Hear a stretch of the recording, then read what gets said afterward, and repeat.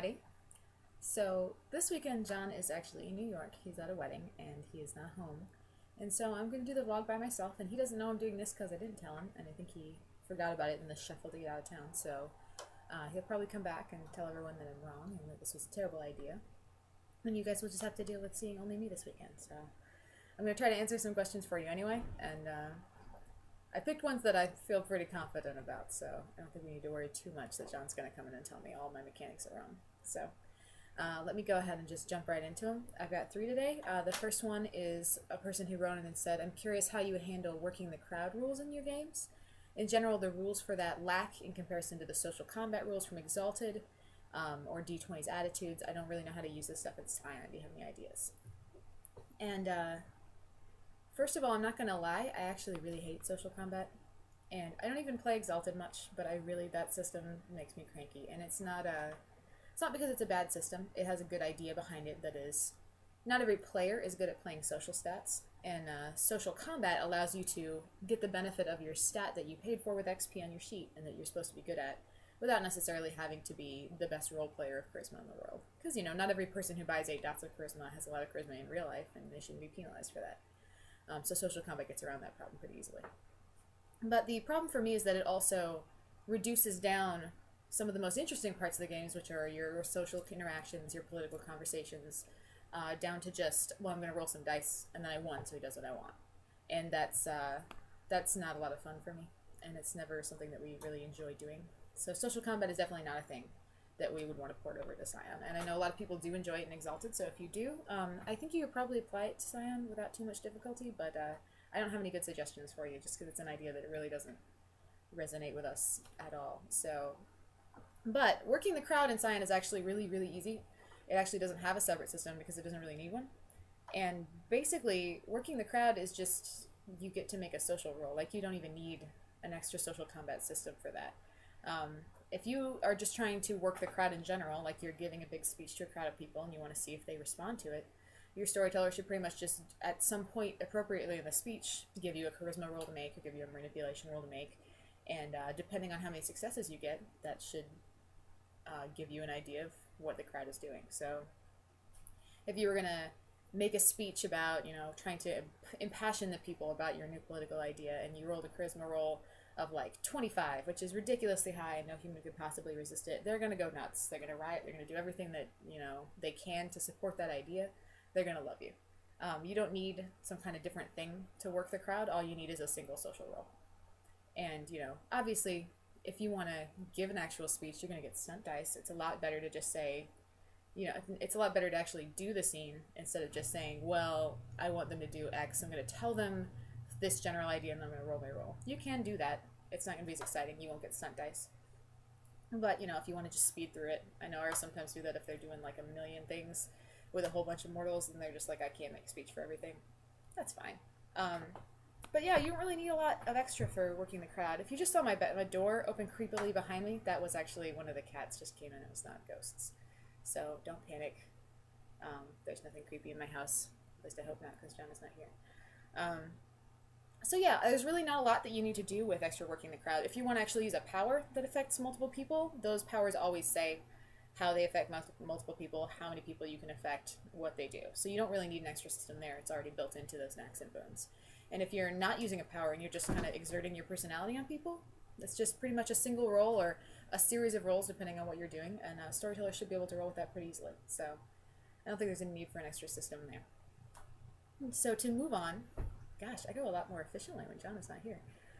To move on, our second question is, in your Scion games, do you tell your players to do out-of-game research projects or write stories for your game?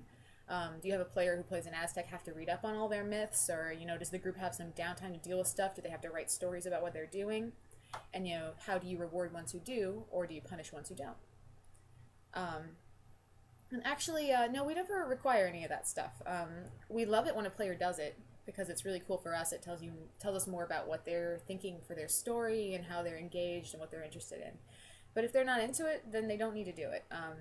Nobody has to do research outside of game. If they don't know something in the game, if they have a high int or occult roll and they need to know it, we'll just tell them. And if they don't know it, then there's no reason they needed to know it out of game either. when you have a player who like really wants to be invested in something and they go and do a lot of research, that's awesome. We love talking to them about it. We love kind of sharing what they've learned about it and seeing how we can apply that to their characters. There's no tangible reward for that, but I mean, it's kind of its own reward, right? Because you're getting to be more awesome with your character and you're getting more involved in the game. So um, I believe that long ago in the dawn of time, maybe at the very beginning of the very first Scion game we ran, we gave out some XP for people that wrote backstories. But we stopped doing that pretty quickly. And basically, because for one thing, the XP incentive really wasn't doing anything. The people that wanted to write backstories were writing backstories anyway. They were really excited about it. And then the people who didn't want to write backstories also didn't write backstories because they were like, it's not worth it. I don't like doing that, so I'm not going to spend a couple hours doing something I don't like to get some more XP. And so it just basically turned out to be like, well, we're just giving kind of some extra candy to these people who were going to do something anyway. So that's not really fair. So we stopped doing that. And I know some games do it, and if it does work for your players, like that's enough of incentive that it gets them to do something they might not otherwise, and then they have more to do some fun stuff within game. There's nothing wrong with that. It just isn't something that really works for our players. Most of them are either writing a backstory already, or they're like giving us notes on the backstory saying, hey, I'm not really great at writing it out, but here's what happened so you know. And those who don't, usually go to the storyteller and say, hey, I don't really know where this stuff came from. Here's where I am now with this character, and if you want to fill in the blanks as a storyteller, you can, and I'll tell you if I come up with something. And that's fine too, because players are all different and they don't all want to do the same thing. We have the girl who plays Sophia, our friend Jenny. She does not like writing, and she just doesn't enjoy it. She's like, it's boring. I don't want to write a backstory. I like to know what happened to my character, but I'm not going to sit down and write it out for you. That's going to be just a lot of time I will feel like I wasted. And that's completely fine. It doesn't make her a bad player, because she's not, and it doesn't make her less awesome in a game, definitely. It just is, she has a different kind of a play style and different things she enjoys. So we definitely don't punish players for not doing that stuff, because, that would be saying we only want writers and artists in our games, and that's not fair. Not that a lot of our players aren't writers and artists, but we want everybody to be able to have an equal opportunity to have fun, no matter what they like doing outside of the game.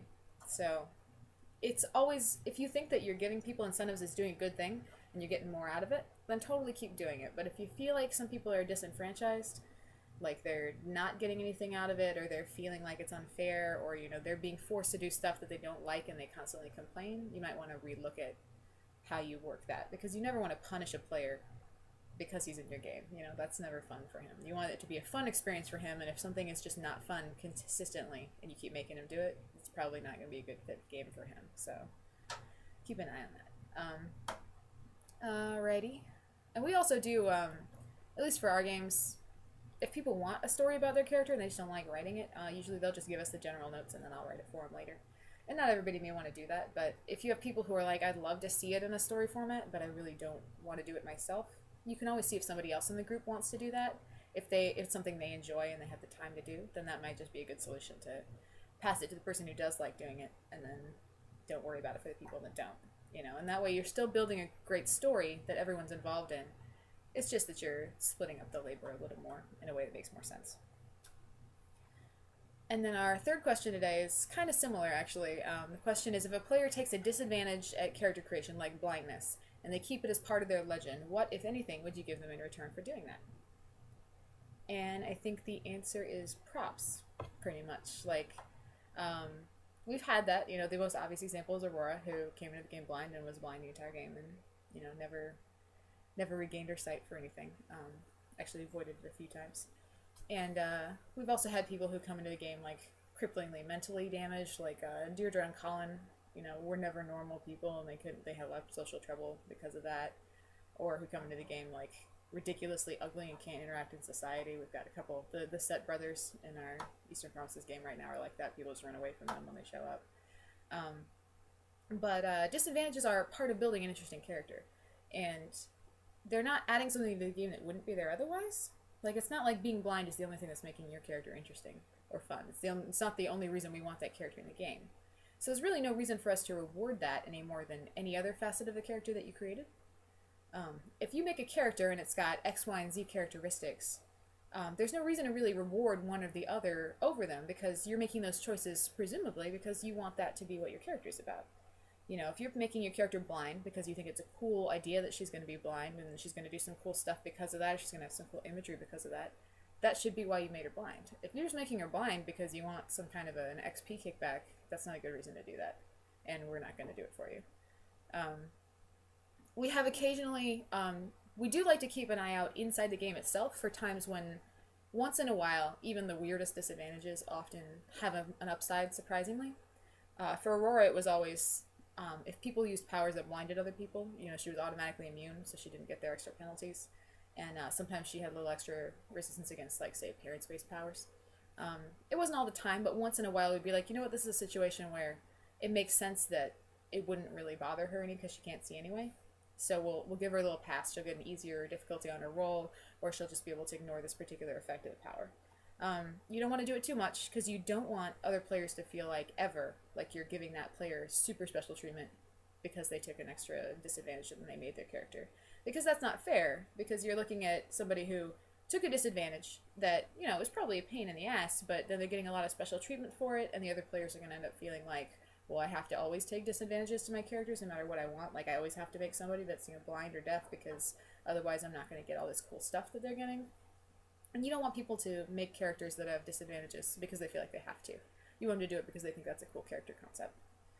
So, you know, having a disadvantage is a pain in the ass. You know, Aurora always had -4 to everything pretty much because she was blind. And that's a choice that was made intentionally and that was written out without any need for an extra kickback. I know I think this question might come some from people that played Old World of Darkness, where if you take, you know, a certain number of flaws, then you can get more points toward buying powers or merits. But we're really not doing that. There's really no need for it, especially in Scion system where you can get all of that stuff pretty much anytime you want. It's not like you're locked into it character creation. And you can always change the fact that you have a disadvantage. So it's not like this is something that's really difficult for you to overcome once you make a character. So it's really something that we would consider just, it's a character choice that you made, and hopefully you made it because you wanted to. And so we will totally try to find cool ways to work that into your story and work it with you. And we'll totally, when it's really appropriate, there might be moments when that works in your favor instead of the disadvantage that it usually is. But it won't be something where we'll give you some extra XP or we'll be like, well, you're immune to this purview forever. That's not going to happen because it's not fair and it doesn't really make any sense. And people who are giving themselves disadvantages just to get those things are doing it for their own reasons. So I think that's all the questions I have. And I don't have a really fancy sign-off spiel for you like John usually does. He'll be back Monday, probably yelling at everyone on the forums. And we're working on our Loa rewrite project right now. We're in the research phase. That's probably going to take a while. So we love you guys, but give us some time. We're enjoying looking at all like the new stuff. We've seen the new developer came out for Scion 2.0, and that's really cool. I know John talked about it a little bit last week. There's a lot of exciting stuff I think that will happen this year, so that's going to be a pretty good time, and hopefully you guys keep sending in questions and reading the blog because we appreciate all of you. Even if you don't talk and you just lurk, we're glad you're there. So I am going to go ahead and sign off, and we'll see you guys next week. Probably both of us this time. Bye.